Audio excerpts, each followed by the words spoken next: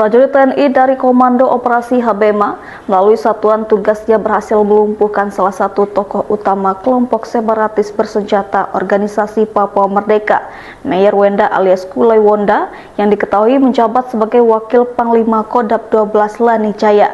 Prajurit TNI terpaksa menembak mati Mayor Wenda dan adiknya Dani Wenda karena bersama kelompoknya melakukan perlawanan bersenjata saat akan disergap. Mayor Wenda alias Kulai Wonda merupakan buronan yang masuk dalam daftar pencarian orang sejak tahun 2014.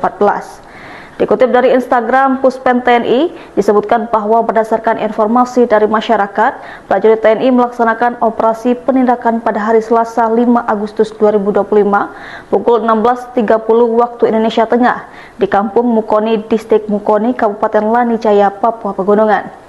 TNI berhasil menembak mati Mayor Wenda alias Kulai Wonda yang merupakan buronan paling dicari atau dalam daftar pencarian orang sejak tahun 2014.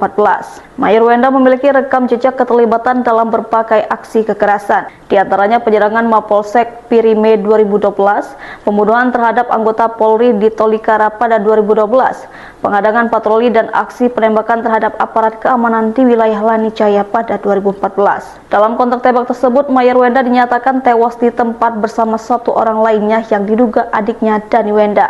Kedua jenazah telah dievakuasi ke RSUD Wamena untuk keperluan identifikasi dan penanganan lebih lanjut.